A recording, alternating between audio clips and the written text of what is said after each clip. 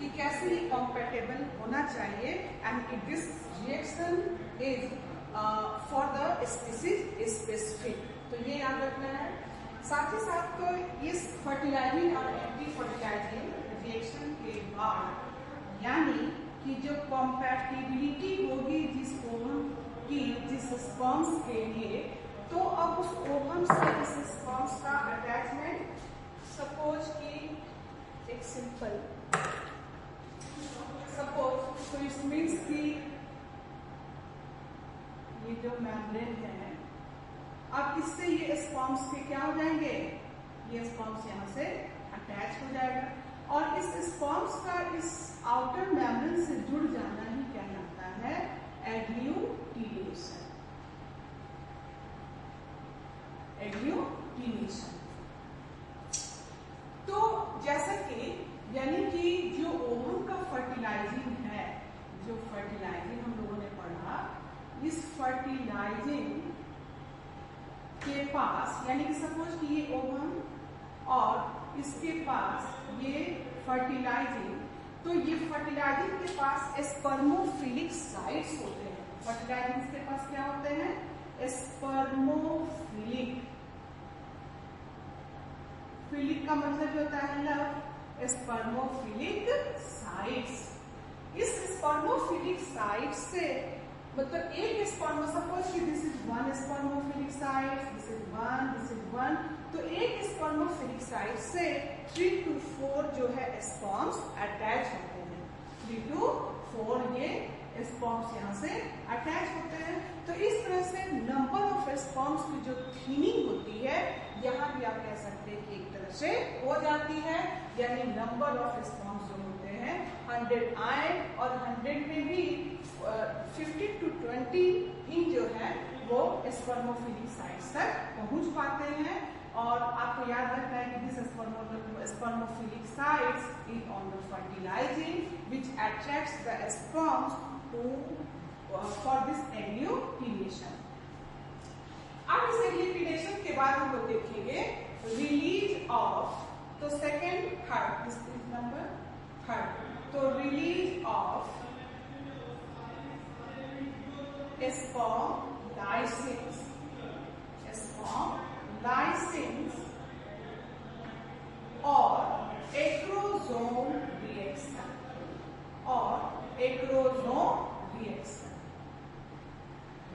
तो अब ये जो रिलीज ऑफ स्पर्म लाइसेंस और एक्रोसोम रिएक्शन है, इसमें ये जो एक्रोसोम में जो एंजाइम्स भरे हुए हैं, ये तो हम लोग पढ़े थे ना कि ये जो एक्रोसोम्स जो कि कैप लाइक स्ट्रक्चर्स, और इस कैप लाइक स्ट्रक्चर्स में जो है वो एंजाइम्स फिल होते हैं, और ये 3 टाइप्स के एंजाइम्स जो कि लाइटिक एंजाइम्स, लाइटिक टाइप्स के होते हैं, इनका नेचर लाइसिस करने का होता है, और इसीलिए ये ओवम के चारों तरफ जो मेम्ब्रेनस कवरिंग है, कोरोना रेडिएटा है, कोरोना रेडिएटा के जो सेल्स हैं, तो कोरोना रेडिएटा के जो सेल्स होते हैं ना, वो आपस में ग्लूइड होते हैं हाइड्रोनिक एसिड से, तो उनको भी रिमूव करने के लिए स्पर्म लाइसेंस में एंजाइम्स होते हैं। तो जैसे कि इसमें जो स्पर्म लाइसेंस की हम लोग बात करें तो कोरोना पेनिट्रेटिंग एंजाइम्स होते हैं, साथ ही साथ इसमें हाइड्रोलेजेज होते हैं, अच्छा एक चीज, ये जो है मॉडिफाइड लाइसोसोम्स की तरह काम करता है, क्योंकि आपको याद होगा कि लाइसोसोम्स में हाइड्रोलाइटिक एंजाइम्स होते हैं ना, तो अगर इस तरह से क्वेश्चंस आ जाए तो you have to go with this modified lysosomes for this Golgi complex. तो ये कोरोना पेनिट्रेटिंग एंजाइम, हाइड्रोलेजेज, और इसमें एक्रोसिन्स, मैं ग्रीन से एक्रोसिन्स को दिखा देती हूँ, तो ये एक्रोसिन्स और जोनालाइसिन्स। So these are the enzymes in this cap-like structure and it is called acrosome.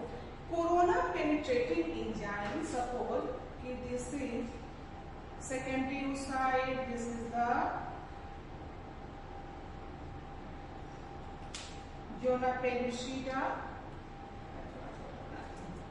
this is the secondary oocyte and this is zona pellucida and this is corona radiata. This is corona radiata. This is corona radiata. तो ये जो corona radiata है, इनके जो sales हैं आपस में ये ग्लूइड है। किसके द्वारा? तो ये ग्लूइड है हाइलुरोनिक एसिड के द्वारा। इस हाइलुरोनिक एसिड के लिए यानी कि ये सेल्स जो आपस में ग्लूइड है, इनको लूजन करने का काम करेगा कौन? हाइड्रोलेजेस। तो hydrolases dissolves or remove hyaluronic acid and this acid glued the cells of corona radiata. तो ये एसिड जो है हाइलुरोनिक एसिड, इसने सेल्स को कैसा कर दिया? लूज कर दिया। अब कोरोना पेनिट्रेटिंग एंजाइम जो आएंगे, ये कोरोना पेनिट्रेटिंग एंजाइम ये डाइजेस्ट करता है किसको? कोरोना रेडिएटा को। ये डाइजेस्ट कोरोना रेडिएटा। और कोरोना रेडिएटा के सेल्स के बीच में जो सीमेंटिंग मटेरियल है, that is called hyaluronic acid, it is removed by this hydrolases. While this zona lysins, also known as acrosins, याद रखिएगा acrosins, ये क्या करता है? Digest zona pellucida। ये याद रखेंगे बहुत अच्छे से। जब यह एक्रोसोम रिएक्शन हुआ तो इसका मतलब कि अब यह स्पर्म्स जो है ये ऐसे ये डिजॉल्व हुआ and now the sperm touches the surface of this secondary oocyte। तो इस तरह से ये जो स्पर्म्स है उसने ये एक्रोसोम रिएक्शंस के बाद sperms now touching the surface of this secondary oocyte। इसके बाद का जो हम लोग स्टेप देखने जा रहे हैं वो है फोर्थ और this is formation of fertilization cone और रिसेप्शन कोन। तो फॉर्मेशन ऑफ रिसेप्शन कोन और फर्टिलाइजेशन कोन, यानी आप इसको ऐसे याद रखिएगा कि जब स्पर्म वहां पहली बार गया तो इसके रिसेप्शन के लिए वहां क्या बन गया? Reception cone. और इसका पर्पस क्या है? फर्टिलाइजेशन। तो this is fertilization cone. Formation of reception cone और फर्टिलाइजेशन कोन, सपोज कि दिस इज द ओवम और ये ओवम का ये साइड जहां से ये स्पर्म ने टचेज किया। अब ये जो स्पर्म्स का जो ओप्लाज्म है ये इसको क्या कर देगा? बल्ज कर देगा। इस एक्रोसोम रिएक्शन के बाद अब यह जो इसके साइटोप्लाज्म है इस सेकेंडरी oocyte के, वो क्या हो गए? बल्ज हो गए and now this is called reception cone और fertilization cone to retract the sperm. तो मेजोरिटी ऑफ केसेस में हेड आता है और proximal centriole, but in mammals whole sperms enters, ये याद रखना है। और जो उसका न्यूक्लियस है उसका सृजन हुआ, उसके क्रोमोसोम्स ये सब मिल गए, रेस्ट पार्ट जो होता है वो डिजेनरेट कर जाता है उस ओवम में। तो फॉर्मेशन ऑफ रिसेप्शन कोन और फर्टिलाइजेशन कोन, तो अब तो ये सीमेंटिंग मटेरियल और जो भी इनके तरफ चारों तरफ जो मेम्ब्रेनस बाउंड्री था वो तो खत्म हो गया। नाउ अब तो ये एक्रोसोम तो खत्म ही हो गया है। अब ये जो यहाँ के न्यूक्लियस है यानी जो स्पर्म है वो अब स्पर्म जो होंगे ये अब इनसाइड दिस सेकेंडरी oocyte होंगे। तो this is formation of reception cone और fertilization cone. As soon this sperm, ये जो एक्रोजोम रिएक्शन हुआ, तो एक्रोजोम रिएक्शन से जितने भी सेल्स थे वो तो डिसॉल्व कर गए। अब इस जहां पे उसने टच किया है वहां पे जो है बल्जिंग आउट हो जाता है सम पार्ट का due to this ooplasm, and this is called reception cone और fertilization cone to retract the sperm, to retract sperms को अंदर आने के लिए, ये याद रखना है। साथ ही साथ जो है फिफ्थ स्टेज में हम लोग देखेंगे कि स्टार्ट हो जाता है meiosis second, start of meiosis second, ये देखिए, as soon as this sperm touches the surface, the membrane of the secondary oocyte, start of meiosis second takes place। तो हम लोग जान रहे थे ना कि सेकेंडरी oocyte में सेकेंड मेयोटिक डिवीजन स्टार्ट हुआ था, लेकिन मेटाफेज स्टेज में वो क्या हो गया, हॉल्ट कर गया। तो अब यहाँ पे जो है यानी सेकेंडरी oocyte, तो अब जो मेटाफेज फैक्टर है, मेटाफेज फैक्टर ये क्या कर दिए जाएंगे, डीएक्टिवेटेड, और anaphase promoting factor, anaphase promoting factor ये एक्टिवेटेड हो जाएंगे, ये एक्टिवेटेड हो जाएंगे।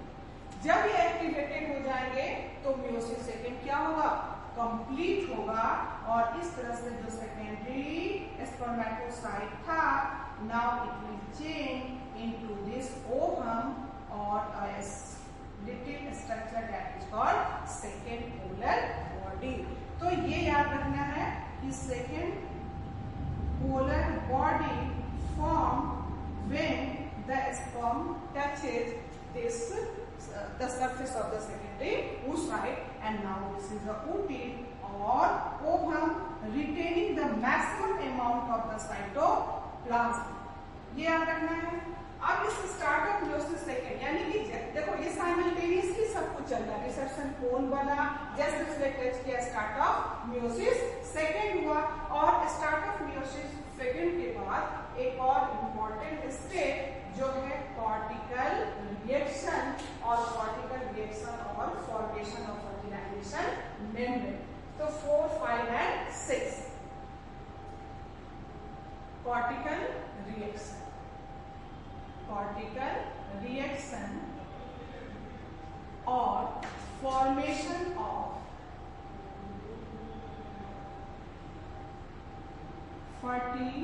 Fertilisation membrane. ये देखो, तो जैसे ही ये यानी कि साइमल्टेनियसली, मतलब कि sperm touching the surface formation of the reception cone or fertilization cone, start of meiosis second, and simultaneously there is the cortical reaction। तो cortical reaction में क्या है कि जो विटेलाइन मेम्ब्रेन यानी कि जो प्लाज्मा मेम्ब्रेन है oocyte का, this is called vitelline membrane. तो plasma membrane of the oocyte और ओवम इज विटेलाइन मेम्ब्रेन। इस विटेलाइन मेम्ब्रेन के पास कॉर्टिकल ग्रेन्यूल्स है, दिस इज द एक्सोप्लाज्म, और ओप्लाज्म हम लोग पढ़े थे। तो ये जो है एक्सोप्लाज्म, इसमें ग्रेन्यूल्स हैं, cortical granules, they are called cortical granules. Simultaneously ये भी चल रहा है। तो जैसे ही ये स्पर्म जो टच किया, ये विटेलाइन मेम्ब्रेन जो है ये लिफ्ट करेगा अप, ये लिफ्ट करेगा अप, समथिंग लाइक दिस। तो ये यानी अभी तक यहाँ पे है, ये लिफ्ट करेगा लाइक दिस, ये ऊपर की ओर जाएगा, और जब ये ऊपर की ओर जाएगा तो जो कॉर्टिकल ग्रेन्यूल्स हैं they will attach to its inner side and making this membrane tough। तो in this way it will prevent the polyspermy। ये तो यहाँ पे एक तो यहाँ बना, और भी तो जुड़े हुए स्पर्मोफिलिक साइट से। तो simultaneously it is touching the surface, start of meiosis second, and formation of fertilization membrane, and formation of fertilization membrane, or it is also called cortical reaction because cortical granules is involved in this step. So now this is called fertilization membrane. Fertilization membrane. The purpose of this fertilization membrane is to prevent polyspermy. To prevent polyspermy. इस cortical reaction के बाद अब होगा fusion of gametic nuclei. Last, fusion of gametic nuclei. इस fusion of gametic nuclei में यानी कि जो स्पर्म की एंट्री होती है वो एनिमल पोल से होती है. ओवम की पोलरिटी होती है एनिमल पोल और वेजिटल पोल. मैं अभी सेकेंडरी साइड का स्ट्रक्चर में बताऊंगी उसके बाद वाला जो वीडियो होगा उसमें कि एनिमल पोल और वेजिटल पोल में कि वेजिटल पोल में योग होते हैं और चूंकि ह्यूमन फीमेल का एग जो है वो माइक्रोलेसिकल है तो बहुत ज्यादा इसमें योग नहीं है. ये क्यों है ये सब हम लोग डिस्कस करेंगे बाद में. फिलहाल जो एंट्री होती है स्पर्म की वो एंट्री जो है वो एनिमल पोल से होती है. एनिमल पोल से. अब ये जो न्यूक्लियस स्पर्म का अंदर आया and this is the nucleus of this ovum. This is the nucleus of this ovum and this is the nucleus of this sperm. तो जिस पार्ट को इस स्पर्म के न्यूक्लियस ने कवर किया that is called copulation path. That is called copulation path. Copulation path. Now they will fuse. अब इनका क्या होगा फ्यूजन होगा और फ्यूजन से ये न्यू न्यूक्लियाई का फॉर्मेशन होगा and this is called synkaryon. This is called synkaryon. तो you can say the nucleus of the zygote is called synkaryon. और जिस साइड से स्पर्म्स की एंट्री होती है in the ovum that is called animal pole. और जिस रास्ते को वो तय करता है मतलब एक यहाँ फीमेल ओवम के पास आने के लिए that path is called copulation path. Mind it. ये कोपुलेशन पाथ में डिटरमाइन करेगा first cleavage after the formation of the zygote.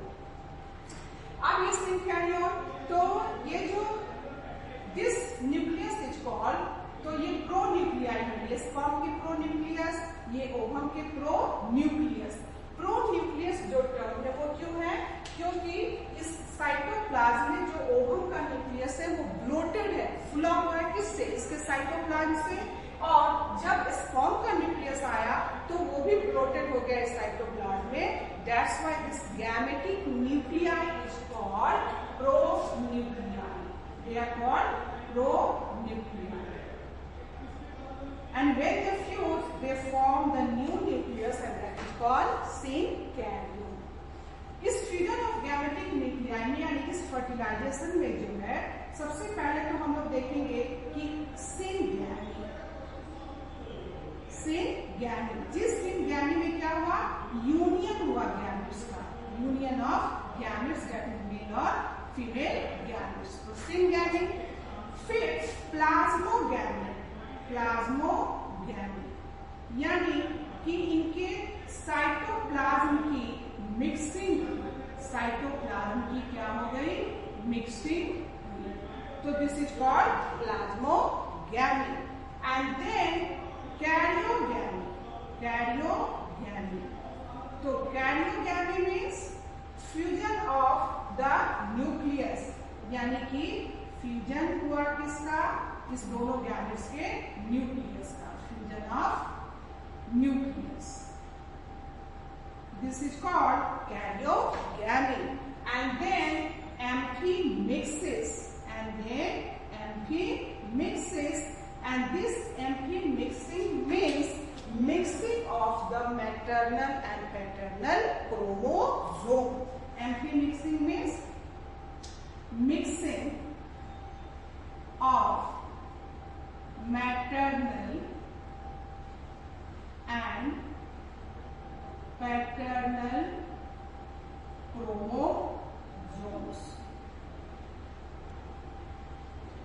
Mixing of maternal and paternal chromosomes is also called fertilisation. तो ये fertilisation में ये स्टेज सिम्बियानी union हुआ gametes का, फिर उनके साइटोप्लाज्म की मिक्सिंग हो गई, फिर कैरियोगेमी हुआ, उनके न्यूक्लियस का फ्यूजन हुआ। जब न्यूक्लियस फ्यूज किया गया तो दोनों के पास जो स्पर्म से उनकी मिक्सिंग हो गई and that is called Embry mixing. तो इस तरह से हम लोगों ने इस फर्टिलाइजेशन में जो है वो स्टार्ट किया था। जो पहला स्टेप था वो था अप्रोच ऑफ स्पर्म, जिसमें हम लोगों ने कैपेसिटेशन और स्पर्म्स के क्या फेवरेबल कंडीशन और बैरियर्स थे वो सब कुछ हम लोगों ने देखा। और इसके बाद हम लोगों ने देखा फर्टिलाइजिंग और एंटी फर्टिलाइजिंग रिएक्शन, उसके बाद से एग्लूटिनेशन भी समझे हम लोग, साथ ही साथ release of sperm lysins for acrosome reaction. फिर नेक्स्ट स्टेप कि इसके बाद जब एक्लोजोम रिएक्शन हुआ then there is the formation of reception cone और fertilization cone to retract sperm inside this ovum, and then simultaneously they started meiosis second और complete भी हुआ और ovum का ये फॉर्मेशन भी हुआ। साइमल्टेनियसली ये सब कुछ चल रहा है, cortical reaction to prevent the polyspermy and then after fusion of gametic nuclei, and this is all about this fertilization. तो आई होप कि आपको अच्छे से समझ में आया होगा। फिर भी अगर कोई डाउट हो तो आप ग्रुप में डालें और इसको पढ़ते हुए, इसको समझते हुए नोट्स बनाएं। Thank you so much.